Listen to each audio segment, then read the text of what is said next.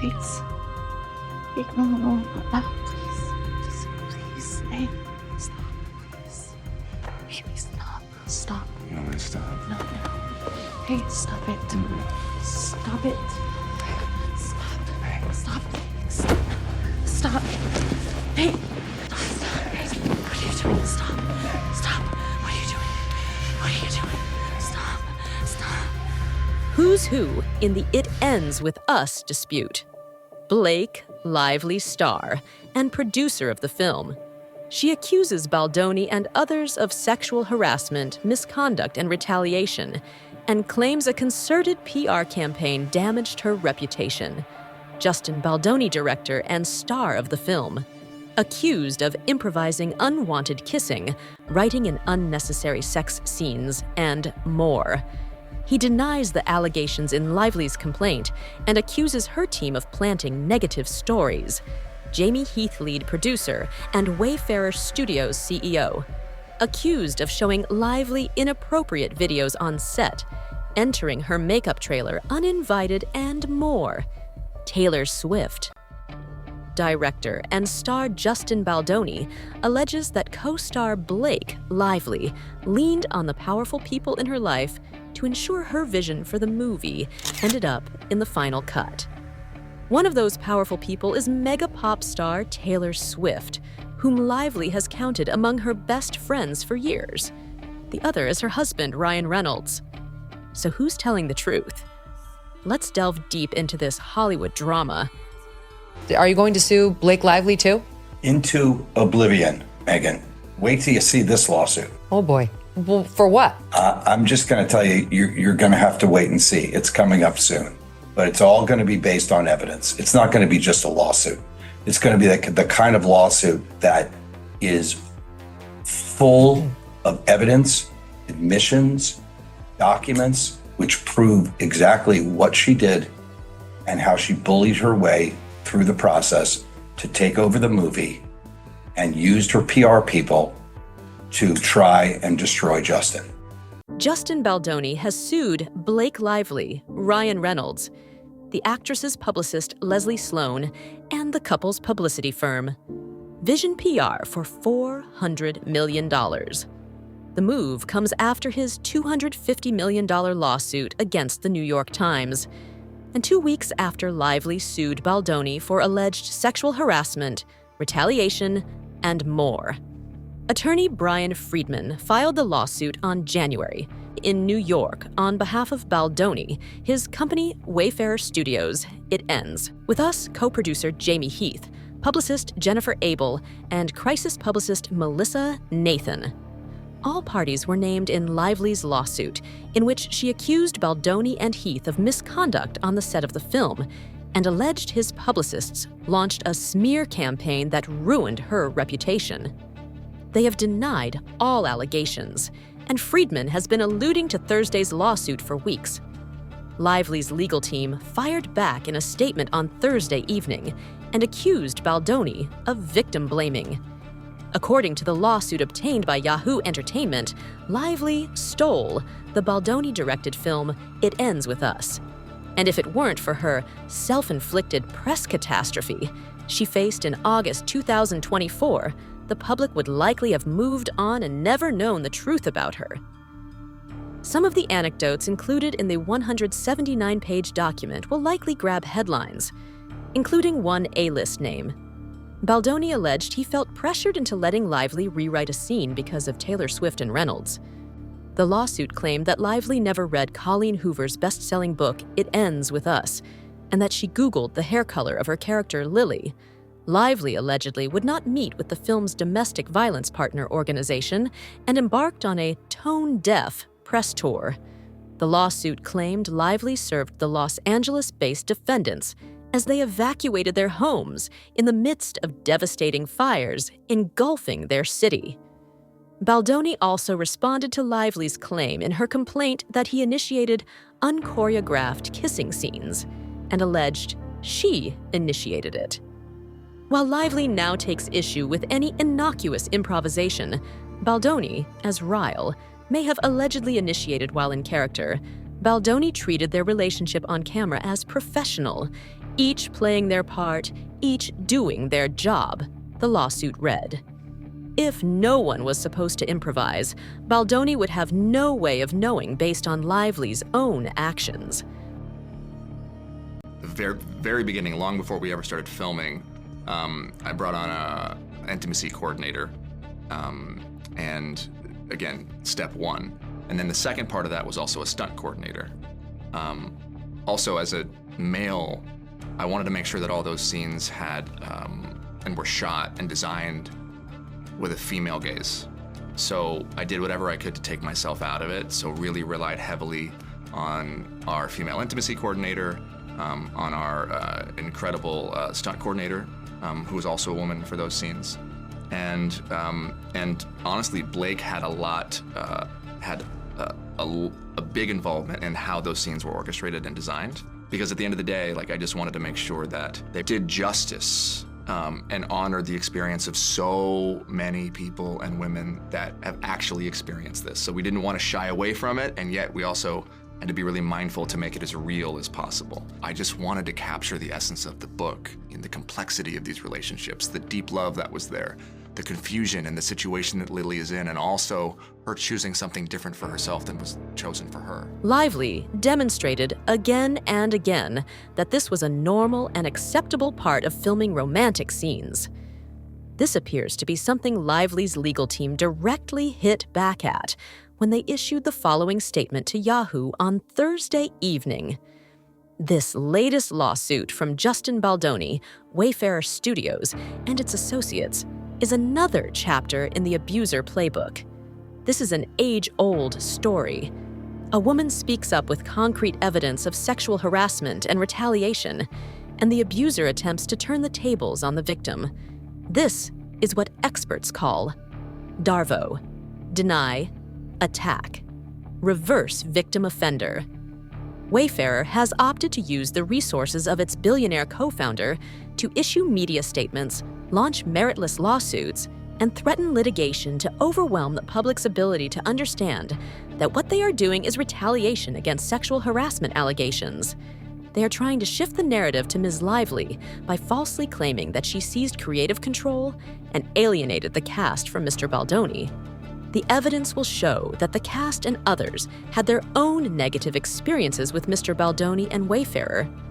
The evidence will also show that Sony asked Ms. Lively to oversee Sony's cut of the film, which they then selected for distribution and was a resounding success.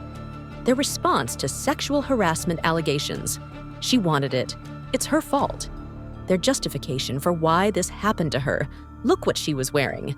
In short, while the victim focuses on the abuse, the abuser focuses on the victim. The strategy of attacking the woman is desperate. It does not refute the evidence in Ms. Lively's complaint, and it will fail. Friedman issued a statement on behalf of his clients after filing the lawsuit.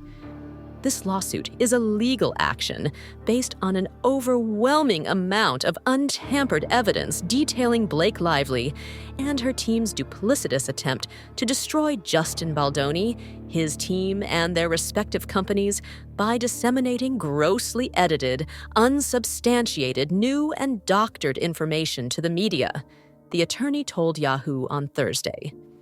It is clear, based on our own all-out willingness to provide all complete text messages, emails, video footage, and other documentary evidence that was shared between the parties in real time, that this is a battle she will not win and will certainly regret.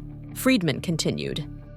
Blake Lively was either severely misled by her team or intentionally and knowingly misrepresented the truth. Lively will never again be allowed to continue to exploit actual victims of real harassment solely for her personal reputation, gain at the expense of those without power. Let's not forget Ms. Lively and her team attempted to bulldoze reputations and livelihoods for heinously selfish reasons through their own dangerous manipulation of the media before even taking any actual legal action. We know the truth, and now the public does too. Justin and his team have nothing to hide. Documents do not lie. The group is suing Lively, Reynolds, and Sloan for civil extortion, defamation, false light invasion of privacy, breach of implied covenant of good faith and fair dealing, intentional interference with contractual relations, intentional interference with prospective economic advantage, negligent interference with prospective economic advantage. Baldoni's lawsuit claimed this is not a case about celebrities sniping at each other in the press. This is a case about two of the most powerful stars in the world deploying their enormous power to steal an entire film right out of the hands of its director and production studio, the complaint read. Text messages were provided in an effort to show that Lively and Baldoni had a close working relationship ahead of filming. Baldoni and Lively shared stories and pictures from their lives, commiserated over family illnesses, and exchanged jokes and memes. Baldoni offered concern and support when Lively faced family health concerns. They texted almost daily, and a friendly banter established a comfortable dynamic that, under typical circumstances, would have made working together easy, the lawsuit said. Baldoni maintained Lively tried to assert creative control almost immediately and pointed to her wardrobe demands that were not included in her contract. At one point, Lively insisted that her character had money and could afford $5,000 shoes, despite being a fledgling small business owner, he alleged. Baldoni and the studio reluctantly ceded full control to Lively over her wardrobe. This concession quickly proved regrettable, the document said, pointing to online criticism of paparazzi photos, capturing Lively on set wearing her hand-picked wardrobe. The document called out Lively's grossly misrepresented version of the wardrobe conversation in her complaint. Baldoni denied her allegation he had a lengthy outburst, but admitted he did briefly become emotional during the conversation, but only in response to what he believed was a genuine compliment from Lively, praising his work as a director and actor. The lawsuit provided detail about alleged pressure from Reynolds and a mega-celebrity friend of the couple, presumed to be Taylor Swift. One text included in the document mentions Taylor. Baldoni said he felt he had to comply and accept a rewritten scene from Lively. The scene in question was the rooftop scene, which Lively later said in an interview had been written by Reynolds. Baldoni also hit back at allegedly fat-shaming Lively. He admitted to texting his trainer, who he was introduced to via the actress, about her weight. However, he said it was for training purposes. Baldoni said he was then summoned to Lively and Reynolds' NYC penthouse, and that the Deadpool and Wolverine star swore at Baldoni. "How dare you fucking ask about my wife's weight? What's wrong with you?" Reynolds allegedly said, according to the lawsuit. The confrontation from Reynolds and Lively was so aggressive that Baldoni felt he had no choice but to offer repeated and completely unwarranted apologies for what was a good faith and reasonable question to ask of his trainer, the lawsuit said. Details about meetings like the one they had with Ryan Reynolds, Blake Lively, Justin Baldoni, and apparently, though the name is blacked out, there's an assumption, well-founded, that it's Taylor Swift, her BFF, at the Reynolds penthouse in Manhattan, where Ryan Reynolds allegedly bullied Justin so badly that a Sony representative who was there, the production team behind the movie, and her biggest takeaway was, "I am very sorry that I let him get away with doing that to Justin. It was so nasty." This guy who's just the damn husband. And now you see text messages in this lawsuit from Blake Lively comparing herself to the heroine of Game of Thrones, the fiercest female character we've seen in years, Khaleesi.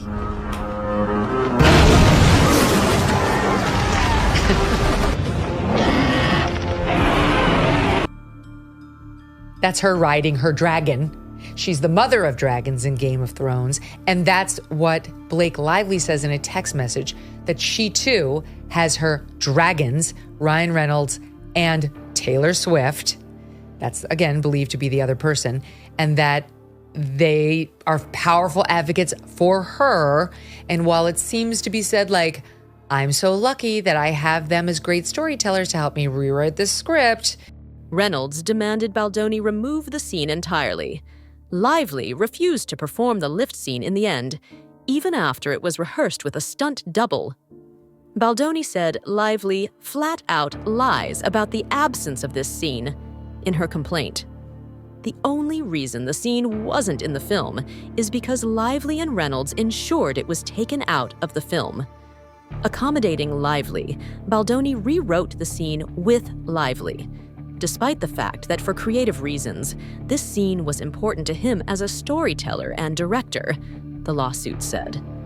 Lively had earlier expressed insecurity about her postpartum figure, and Baldoni made every attempt to genuinely reassure her. It added.